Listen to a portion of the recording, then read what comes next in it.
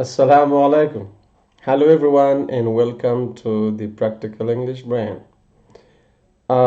Today I'm gonna be having a look at imperatives in passive form.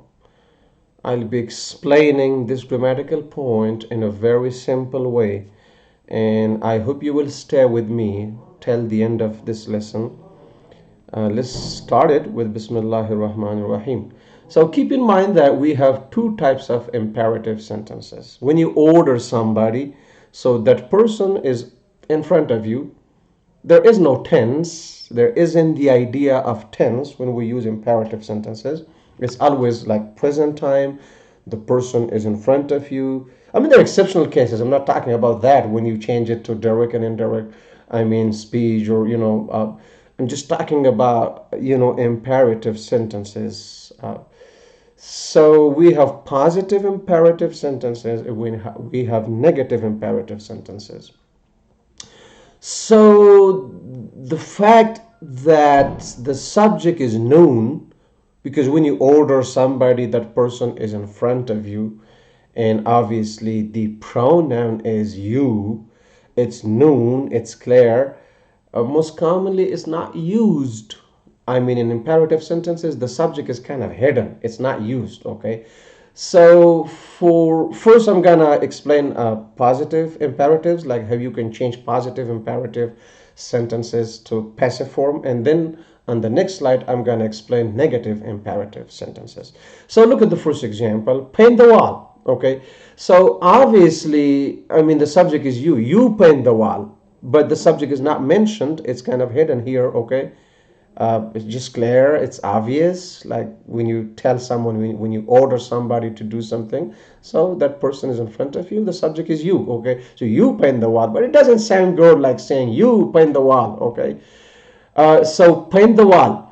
Now the subject is hidden there, and the wall is the object of your this imperative sentence. So paint is your main verb. Okay, so the general rule for changing imperative sentences is that we use the word let at the beginning. Okay, and then I mean the object as a subject over here, like it is object here because subject is, I mean, hidden, you here. So let, the word let, okay, and then the object of your, active sentence it becomes the subject of a passive sentence. So let the wall, and then you need be, the word be, and then you change this main verb to I mean past participle or third form. So let the wall be painted, paint the wall, let the wall be painted. Okay, but here, I mean, the concept is like you paint the wall and let the wall be painted by you. But by phrase is not necessary to be mentioned in imperative sentences, and the subject is not necessary to be mentioned. Okay,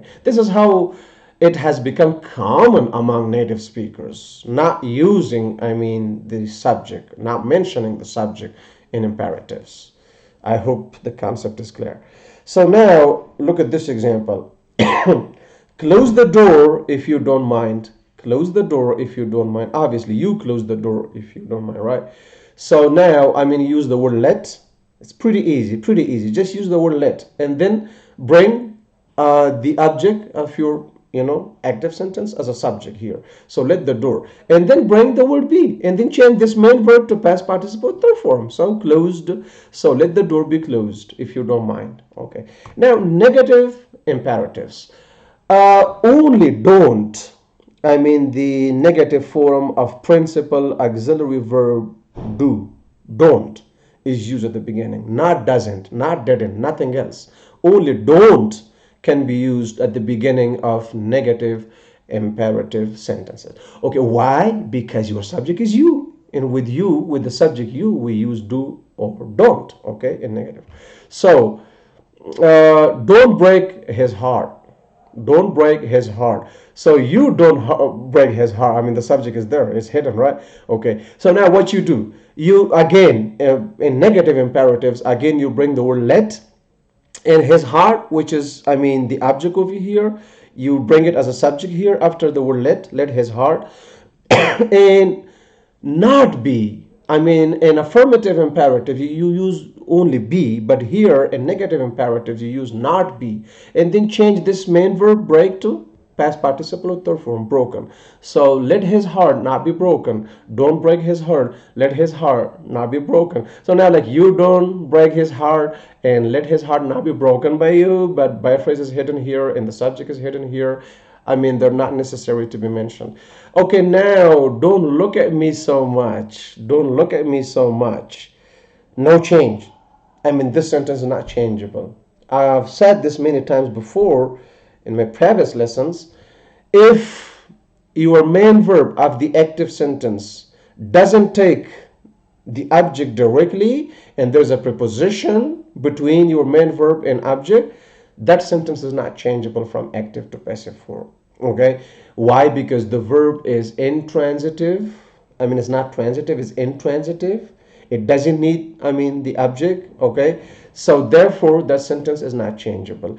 So just a few points, like if the main verb of your active sentence is like intransitive, it does not take object directly, there's a preposition, okay, between the object and the main verb, or if there's nothing, like there's just time expression, right, verb of place, right, verb of time, okay, there is no, I mean, object. In that case, you should know that the main verb is intransitive and that sentence is not changeable from active to passive form.